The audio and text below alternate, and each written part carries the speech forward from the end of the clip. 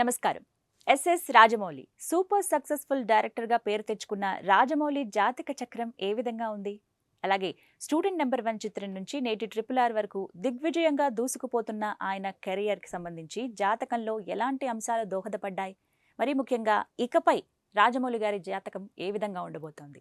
దీనిపై వివరించేందుకు ప్రస్తుతం మనతో పాటు ఉన్నారు ప్రముఖ జ్యోతిష్యులు బ్రహ్మశ్రీ నందిబట్ల శ్రీహరి శర్మ గారు. వారితో మాట్లాడి మరిన్ని విషయాలు తెలుసుకుందాం.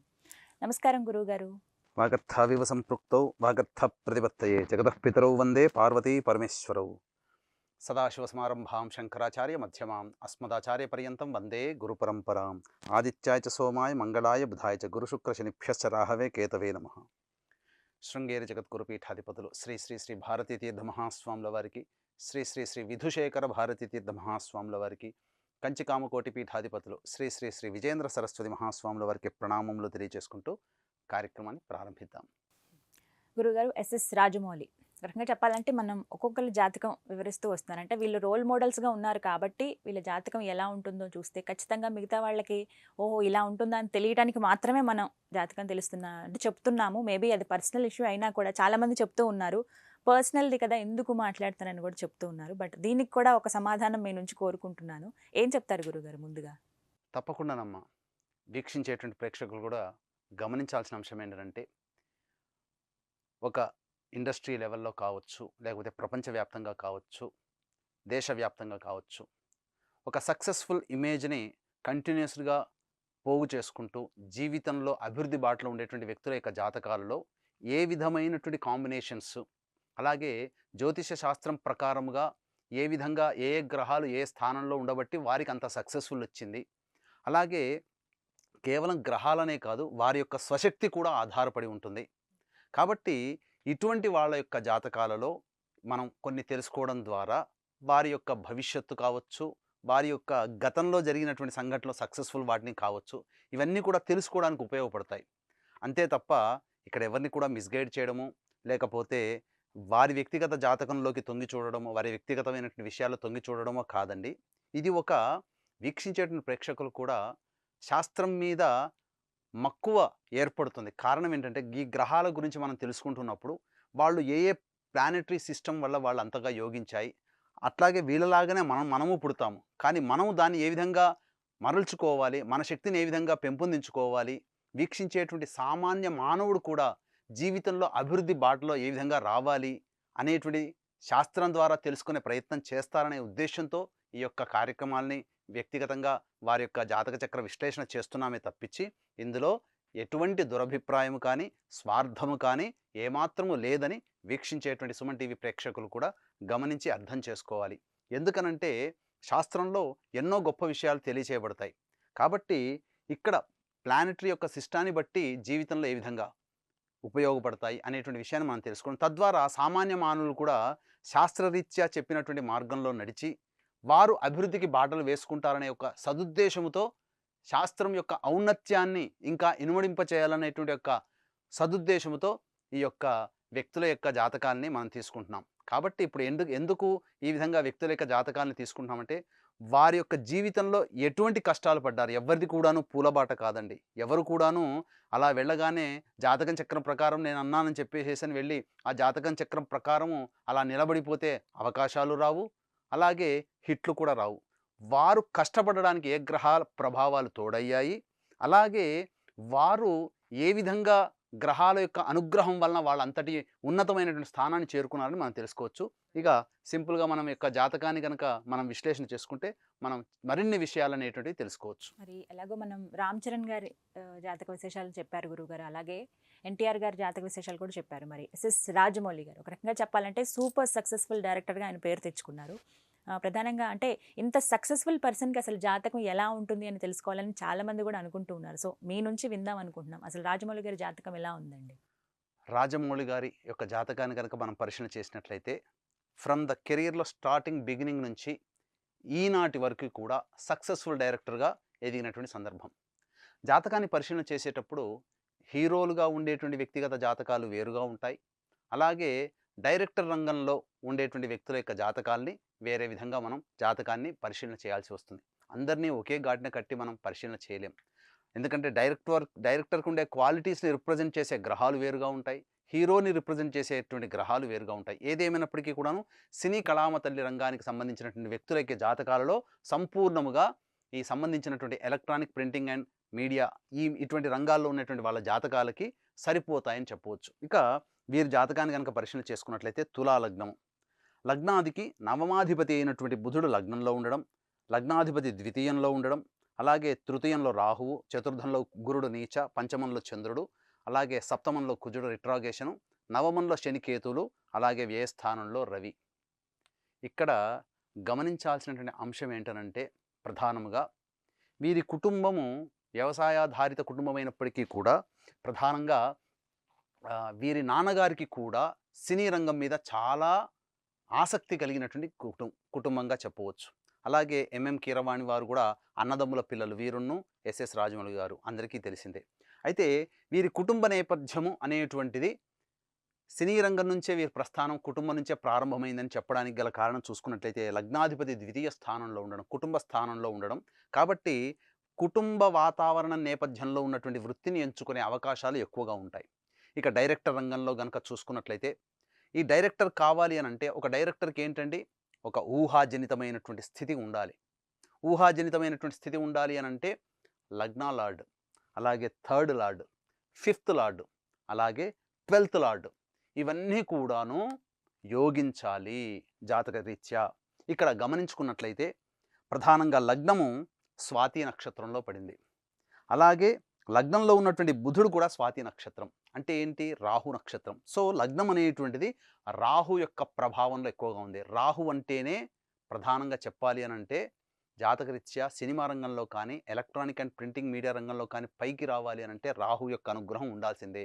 స్వర్గీయ నందమూరి తారక రామారావు గారు వారి కూడా రాహు ప్రభావం ఉండడం వల్లనే అంతటి ఆజానుబాహుడు, ఆకర్షణీయమైనటువంటి రూపము ఇవన్నీ కూడా వారి యొక్క తేజస్సులో మనకు అర్థమవుతుంది. అట్లాగే రాహు ప్రభావం ఉండడం అనేటువంటిది డైరెక్టర్గా వారికి అందరినీ ఆకట్టుకునేటువంటి స్థితి డైరెక్టర్కి ఎలా ఉంటుందండి? వారి యొక్క ఊహాజనితం. వారు ఆలోచించి తీసేటువంటి చిత్రాలన్నీ కూడాను చాలా అద్భుతంగా ఉంటాయి. దీన్ని సూచించడానికి లగ్నము బుధుడు రాహు యొక్క ప్రభావంలో ఉండడం.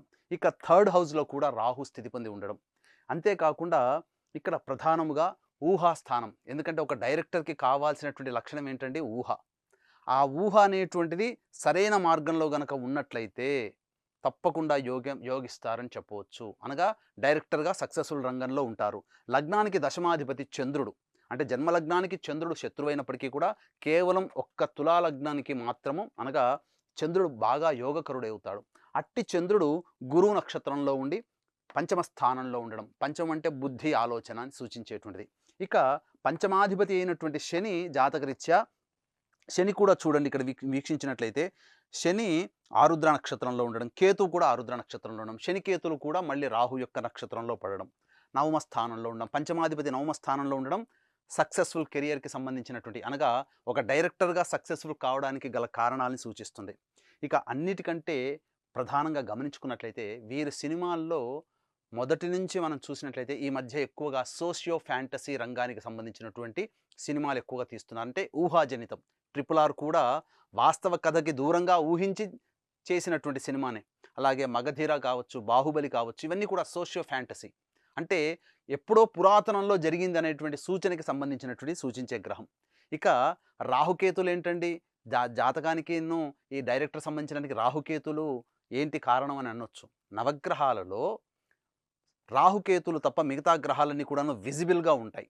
కానీ శాస్త్రం ఇప్పటికీ కూడాను రాహుకేతుల్ని గ్రహాలుగా చూడడానికి గల కారణం ఈ యొక్క సప్తగ్రహాలకి సంబంధించినటువంటి షాడో ఏదైతే ఉంటుందో అది రాహుకేతులుగా మనం ప్లానెటరీ పొజిషన్లో మనం తీసుకున్నాం. కాబట్టి అది ఒక ఊహ ఉంది అని చెప్పేటువంటిది ఒక ఊహ. అందుకనే ఊహాజనితమైనటువంటి వ్యక్తులు ఎవరైతే ఉంటారో ఆ రంగంలో ఉంటారో వాళ్ళకందరికీ రాహుకేతులు చాలా బలంగా ఉంటుంటారు. అందుకనే వాళ్ళు చాలా గొప్పగా రాణిస్తారని చెప్పవచ్చు. అయితే ఇక్కడ ప్రధానంగా గమనించుకున్నట్లయితే చంద్రుడు ఊహాస్థానంలో ఉన్నటువంటి చంద్రుడు గురు నక్షత్రంలో ఉండడం, అలాగే అట్టి పంచమాధిపతి అనగా బుద్ధి ఆలోచన స్థానాధిపతి అయినటువంటి శనికేతువులు జాతకరీత్యా ప్రధానంగా చూసుకున్నట్లయితే గతించినటువంటి పూర్వకాలపు సంబంధించినటువంటి విషయాల్ని బయటికి తీసుకొచ్చేటువంటి విధంగా ఉంటుంది. అందుకనే గతించినటువంటి 500 సంవత్సరాల కిందటి జరిగినటువంటి సంఘటనల ఆధారంగా చేసుకునేటువంటి సోషియో ఫ్యాంటసీ సినిమాలు అనేటువంటి ఈ యొక్క కేతు మహర్దశలో ఇవన్నీ కూడాను జరిగినాయని చెప్పవచ్చు. ఇక వీరి జాతకరీత్యా బుధుడు చాలా యోగకారకుడు. ఎందుకంటే లగ్నాత్తు నవమాధిపతి బుధుడు. అట్టి బుధుడు జన్మలగ్నంలోనే ఉండడం కాబట్టి వీరి బుధ మహర్దశలలో రాహు యొక్క అంతర్దశ ఉండగా మగధీర సినిమా రావడం సోషల్ ఫ్యాంటసీ చిత్రము అద్భుతమైనటువంటి రికార్డ్స్ భారతదేశ సినీ చరిత్రలో ఇక ఫస్ట్ హైయెస్ట్ కలెక్షన్గా నిలిచినటువంటి సినిమాగా చెప్పవచ్చు. అది బుధుడిలో రాహు. చూసారా బుధుడికి రాహుకి ఎంత లింక్ వచ్చిందో. అలాగే బాహుబలి కూడాను బుధుడిలో శని అంతర్దశ జరిగినప్పుడు, అనగా లగ్నంలో ఉన్నటువంటి బుధుడు పంచమాధిపతి బుద్ధిస్థానాధిపతి అయినటువంటి శనికేతులు, ఇంతకుముందే శనికేతుల యొక్క కాంబినేషన్ చెప్పుకున్నాం. అది గతాన్ని సూచించేటువంటిది. కేతువు గతము, రాహువు భవిష్యత్తు. కాబట్టి గతాన్ని సంబంధించినటువంటి విషయాల్ని సినిమాగా రూపొందించుకొని బాహుబలి అనేటువంటిది బ్లాక్ బస్టర్ మూవీ అనేటువంటి తీయడం జరిగింది. ఇక జాతకరీత్యా వీరి జీవితంలో ఫస్ట్ అరంగేటం చేసినటువంటి డెబ్యూ అయినటువంటి సినిమా స్టూడెంట్ నెంబర్ 1. కాబట్టి అది కూడాను బుధుడిలో బుధ మహర్దశ, బుధుడిలో బుధుని యొక్క అంతర్దశ. కాబట్టి బుధుడు సంపూర్ణమైనటువంటి యోగాన్ని ఇచ్చాడండి వీరి జాతకంలో. తరువాత RRR సినిమా, ఇప్పుడు జరుగుతున్నటువంటి RRR సినిమా కూడా కేతువులో శని. కాబట్టి ఇక్కడ కేతువు చూసినా శని చూసినా రాహుకి లింక్ ఏర్పడడం. అందుకనే వీరి జాతకంలో చాలా మటుకు బిగ్గెస్ట్ సక్సెస్ఫుల్ మూవీస్ అన్నీ కూడాను రాహుకేతులతో బుధుడితో లింక్ అయి ఉన్నటువంటి సంబంధం. కాబట్టి RRR కూడా కేతువులో శని ఉండగానే జరిగింది. ఇక తర్వాత గమనించాల్సిన అంశం ఏంటంటే, ఇక జాతకరీత్యా ప్రధానంగా వీరి యొక్క ఆలోచన చాలా స్ట్రాంగ్గా ఉంటుందని చెప్పడానికి వ్యయం అంటే ఏంటి, విజనరీ అనేటువంటిది పంచమని సూచిస్తే దాని యొక్క ప్రజెంటేషన్ అనేది 10th హౌస్. కాబట్టి 10th లార్డ్ అనేటువంటి వాడు విజనరీ స్థానంలో ఉండి దాని యొక్క ఆలోచన అనేటువంటిది స్ట్రాంగ్గా ఉండడానికి గల కారణం వ్యయస్థానం. వ్యయాధిపతి అయినటువంటి బుధుడు లగ్నంలో ఉండడం, అది కూడా రాహు నక్షత్రంలో ఉండడం. ఇక కంటి ముందర ఆ పిక్చర్స్ అన్ని కనబడిపోతుంటాయండి. ఆలోచన చేసుకుంటే ఈ సినిమాలో ఈ విధంగా సీన్స్ రావాలి అని ఆలోచన చేసి దాన్ని ప్రజెంటేషన్ చేసి సక్సెస్ఫుల్గా అయినటువంటి జాతకం రాజమౌళి జాతకంగా చెప్పవచ్చు. ఇక అన్నిటికంటే ప్రధానంగా ఇక్కడ ఒక విషయం, ఎందుకంటే లగ్నాత్తు వ్యయస్థానంలో రాహు అనేటువంటి సక్సెస్ లార్డ్ వ్యయస్థానంలో ఎప్పుడైతే ఉంటాడో ప్రధానంగా తెర వెనుక సక్సెస్ని అందించగలిగే గొప్ప స్థాయి ఉంటుంది. సినిమా అంటే హీరో హీరోయిన్లు విలన్లు కమెడియన్లు ఉంటారు, కానీ తెర వెనుక ఈ కథనంతా రంగాన్నంతా కూడా నడిపించేది ఎవరై అంటే డైరెక్టరే. కాబట్టి సక్సెస్ లార్డ్ అయినటువంటి రవి వ్యయస్థానంలో ఉండగా వెనక వైపున ఉండడం ఈ కారణం చేత సక్సెస్ఫుల్గా అనేటువంటిది ఉన్నది. అంతేకాకుండా ఇట్టి రవి భగవానుడు దశమాధిపతి యొక్క నక్షత్రంలో పడ్డాడు కాబట్టి సక్సెస్కి మారు పేరు. ఎందుకంటే రవి హస్త నక్షత్రంలో పడడం జరిగింది. ఈ కారణం చేత గొప్పగా ఆలోచన చేసిన దాన్ని ప్రజెంటేషన్ చేయడంలో, సినిమాని తీయడంలో, ఇప్పుడు ఏదైతే మనం సినిమా తెరకెక్కిన తర్వాత ఏదైతే విజువల్స్ ఇలా ఉండాలని ఉంటాయో అవన్నీ పర్ఫెక్ట్గా ప్లానింగ్, ప్రజెంటేషన్, ఇంప్లిమెంటేషన్ ఇవన్నీ కూడా సక్సెస్గా ఏర్పడడానికి వారి యొక్క ఆలోచన ముందుగానే ఏర్పడి ఉంటుందని చెప్పడానికి ఈ గ్రహాల యొక్క కాంబినేషన్ అనేటువంటిది చాలా సుస్పష్టమని చెప్పవచ్చు. అంతేకాకుండా వ్యయంలో రవి ఒక గొప్ప యోగం ఏంటనంటే ఊర్ధ్వలోకాల నుంచి జన్మించినటువంటి వ్యక్తిగా చెప్పవచ్చు. ఇది గుర్తుపెట్టుకోండి. ఏ స్థానంలో రవి ప్రభావం చాలా గొప్పగా ఉంటుంది కొన్ని లగ్నాలకి. కాబట్టి ఇక్కడ ఈ యొక్క చిరంజీవి గారి లగ్నం కూడా తులా లగ్నమే, అంటే శుక్రునికి సంబంధించినటువంటి లగ్నం కాబట్టి కళల రంగంలో వీరు అభివృద్ధి ఉంటారని చెప్పవచ్చు. ఇక జాతకంలో చాలామంది అనుకునేటువంటిది గురు మహాదశ, అంటే ఈ సంబంధించినటువంటి గురువు నీచ స్థితి పొంది ఉండడం. ఈ కారణం చేత వీరు గురువు యొక్క నక్షత్రంలోనే జన్మించి ఉండడం కారణం చేత చిన్నప్పుడు చాలా కష్టాలు పడినటువంటి జాతకం, అందులో ఏం సందేహం లేదండి. ఊరికే అందరికీ వడ్డించిన విస్తరి సిల్వర్ స్పూన్ గోల్డెన్ స్పూన్తో పుట్టలేదండి. చాలామంది చాలా కష్టాలు పడి ఈనాడు కెరియర్ రంగంలో పైకొచ్చారు. అటువంటి జాతకం కూడా రాజమౌళి గారి జాతకం కూడా ఒక ఉదాహరణ. ఎందుకంటే గురువు నక్షత్రంలో జన్మించినటువంటి వ్యక్తి, అట్టి గురువు నీచ స్థితి పొంది ఉండగా ఉన్నటువంటిది. కాబట్టి వీరి అదృష్టం ఏంటనంటే చిన్నతనంలోనే ఇటువంటి గురు మహాదశ వెళ్ళిపోయింది. ఎందుకంటే 16 సంవత్సరాలు ఉండేటువంటి దశ చిన్నతనంలో వెళ్ళిపోతే లేదా వృద్ధాప్యంలో వస్తే ఏదైనా కానీ పనికిరాని దశలు, అవయోగాన్ని ఇచ్చేటువంటి దశలు ఒక వ్యక్తికి, వీక్షించేటువంటి ప్రేక్షకులు కూడా గుర్తుపెట్టుకోవాలి, ఒక వ్యక్తికి చిన్నతనంలోనైనా రావాలి లేదా ముసలితనంలోనైనా రావాలి. ఎందుకంటే చిన్నతనంలో తల్లిదండ్రుల ఆలనా పాలనలో పెరుగుతాం, అలాగే ముసలితనంలోకి వచ్చేసరికి కొడుకుల యొక్క పర్యవేక్షణలో ఉంటాం. కాబట్టి ఆ అవయోగాన్ని ఇచ్చేటువంటి దశలు మానవుని జీవితంలో అభివృద్ధికి ఆటంకాలుగా ఉండవు. ఒక అంతర్దశలలో మాత్రమే కొద్దిగా జాగ్రత్తగా చూసుకోవాలి. కాబట్టి వీరి అదృష్టం గురు మహాదశ చిన్నతనంలోనే పోవడం. జన్మించిన లగ్నానికి యోగకరులైనటువంటి గ్రహదశలు రావాలి. కాబట్టి తులా లగ్నానికి యోగకరులు ఎవరయ్యానంటే శని భగవానుడు, బుధుడు, రాహువు మరియు శుక్రుడు. ఇక్కడ శని మహర్దశ పోయింది, అలాగే బుధ మహర్దశ అయిపోవస్తుంది, ఇక కేతు మహర్దశ అయిపోవస్తుంది, ఇక వెంబడే వచ్చేటువంటిది శుక్ర మహాదశ. ఇట్టి శుక్రుడు జన్మ లగ్నాత్తు లగ్నాధిపతి అయి సెకండ్ హౌస్లో ఉండి జాతకరీత్యా అంశలో నీచ స్థితి పొంది ఉన్నప్పటికీ కూడా ఇట్టి శుక్రుడు జాతకరీత్యా గమనించాల్సింది అనురాధ నక్షత్రం 2వ పాదంలో పడింది. అంటే జన్మలగ్నానికి అత్యంత రాజయోగకరుడైనటువంటి శని నక్షత్రంలో శుక్రుడు ఉండి మిత్రక్షేత్రంలో ఉన్న ఆ యొక్క శుక్ర ప్రభావం అనేటువంటిది ఉండదు. కారణం ఏంటంటే జన్మించినటువంటి నక్షత్రాధిపతి అయినటువంటి గురుని చేత శుక్రుడు చూడబడుతున్నాడు. కాబట్టి అక్కడ నీచభంగ రాజయోగం నవాంశలో అయిపోయిందని చెప్పవచ్చు. కాబట్టి ఎటువంటిది చూసుకున్నా జాతకరీత్యా వీరి జాతకరీత్యా ఈ కేతు మహర్దశ అత్యంత సక్సెస్ఫుల్గా జరిగింది. ఇక వచ్చేటువంటి శుక్ర మహాదశ కూడా 20 సంవత్సరాలు ఉండేటువంటి దశ, లగ్నాధిపతి యొక్క దశ. లగ్నాధిపతి యొక్క దశ వచ్చింది అని అంటే వీక్షించేటువంటి ప్రేక్షకులు గమనించుకోవాలి, ఏ కారణం చేత ఈ వ్యక్తి జన్మిస్తాడో ఆ కారణాన్ని ఆ యొక్క లగ్నాధిపతి దశ ఉన్నప్పుడు ఆ యొక్క రీజన్ ఫర్ బర్త్ అది పూర్తిగా నెరవేర్చుకొని కానీ వెళ్ళిపోరు. కాబట్టి శుక్ర మహాదశ ఈ యొక్క వారికి 2023 జూలై తర్వాత రాబోతుంది. తద్వారా ఆ శుక్రుని యొక్క దశ సంపూర్ణంగా యోగిస్తుంది 20 సంవత్సరాలు ఉండేటువంటిది. కాబట్టి ఒక వ్యక్తి జాతకంలో కష్టాలు పడినప్పటికీ కూడాను ప్రతిదీ కూడాను సక్సెస్ఫుల్గా ఎదగడానికి గల కారణం దశలు మరియు అంతర్దశలు, అలాగే జాతకరీత్యా ఉన్నటువంటి యోగాలు బాగా ఉండి తీరాలి. అట్లాగే జన్మలగ్నంలో బుధుడు ఉన్నప్పటికీ సప్తమంలో కుజుడు జాతకరీత్యా సంబంధించినటువంటి రుచక యోగాన్ని కలగచేస్తున్నాడు. అంతేకాకుండా వీరి జీవితంలో ప్రధానముగా గమనించాల్సిన అంశం ఏంటంటే ఇక్కడ సంబంధించి పంచమాధిపతి అయినటువంటి శని భగవానుడు భాగ్యస్థానంలో ఉండడం, అలాగే సప్తమాధిపతి అయినటువంటి కుజుడు జాతకరీత్యా కేతు నక్షత్రంలో ఉండడం, ఈ కారణం చేత బాగా తెలిసినటువంటి అమ్మాయిని వివాహం చేసుకోవాల్సినటువంటి పరిస్థితులు ఏర్పడతాయి. కాబట్టి వీరి జీవితంలో రమాగారు ప్రవేశం చేయడం కూడా బాగా అంతకుముందు తెలిసినటువంటి వారి కుటుంబానికి సంబంధించినటువంటి వ్యక్తినే అయి ఉండడం, వారి వివాహం చేసుకోవడం, ఇవన్నీ కూడా జాతకరీత్యా తెలియజేయబడుతుంది. ఎందుకనంటే అంశలో చూసినట్లయితే పంచమాధిపతి అయినటువంటి శని ఇక్కడ జాతకరీత్యా సప్తమాధిపతి అయినటువంటి కుజుని యొక్క వీక్షణ ఉండడం, ఈ కారణం చేత తెలిసిన కుటుంబంలోంచి వచ్చిన అమ్మాయే అవుతుంది. అంటే తెలిసిన కుటుంబం అంటే ఏమనుకోవాలి మనము, అంటే లవ్ మ్యారేజ్ అంటే ఒక వ్యక్తి బాగా తెలిస్తేనే కదా లవ్ మ్యారేజ్ లాగా వెళ్ళేది. అలాగే కుటుంబానికి బాగా తెలిసినటువంటి వ్యక్తి అయినా కానీ అయి ఉండాలి. ఈ 2 కారణాలే తెలిసిన కుటుంబం నుంచి వచ్చే వ్యక్తి జీవిత భాగస్వామి అవుతారని చెప్పడానికి గల కారణం.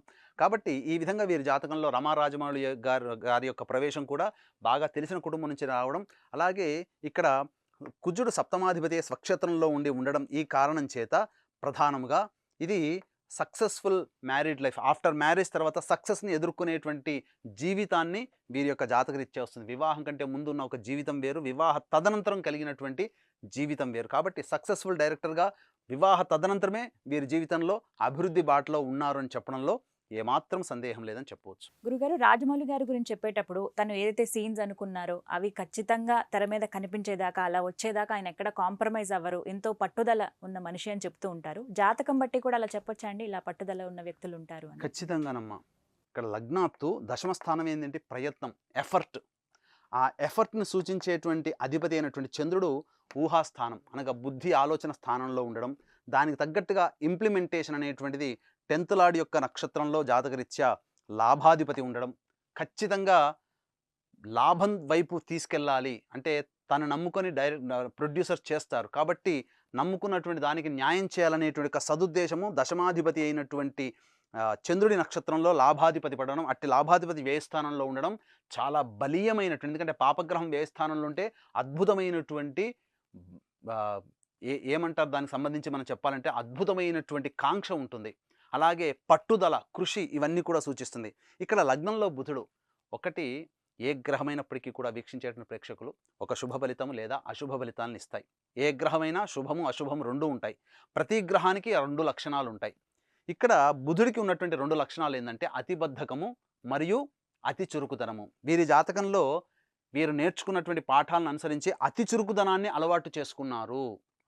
కాబట్టే ఈ బుధ మహర్దశ 17 సంవత్సరాలు ఒక సంపూర్ణంగా వాడుకున్నారు అని చెప్పవచ్చు. అంటే ఒక చెరుకు గడని ఏ విధంగానైతే ఒక చుక్క లేకుండా మనం చెరుకు తీసేవాడు ఎలా అయితే వాడుకుంటాడో, ఈ బుధ మహర్దశని వారి జీవితంలో సంపూర్ణంగా బుధుడిని చాలా వాడుకున్నారు కాబట్టి అద్భుతమైనటువంటి ఫలితాల్ని పొందగలిగారు. ఎక్కడైనా బద్ధకం అనేటువంటిది కలిగిందనంటే ఈ బుధ మహర్దశ టోటల్‌గా ఫెయిల్యూర్ అయిపోయేవారు. కానీ బుధుడికి ఉన్నటువంటి అద్భుతమైనటువంటి ఇంకొక లక్షణం హైపర్ యాక్టివిటీ.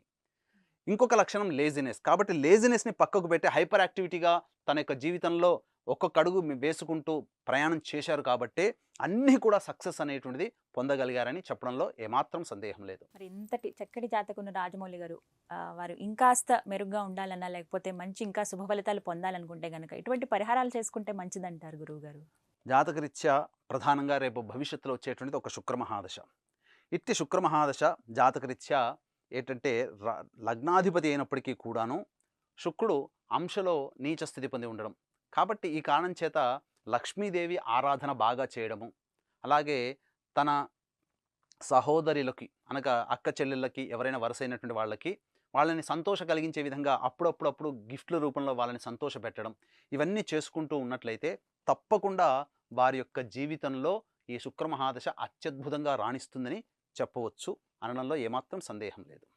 మొత్తంగా ఎస్ఎస్ రాజమౌళి గారి జాతక విశేషాలను చాలా చక్కగా వివరించారు గురువుగారు. ధన్యవాదాలండి. సర్వం శ్రీ ఉమామహేశ్వర పరబ్రహ్మార్పణమస్తు.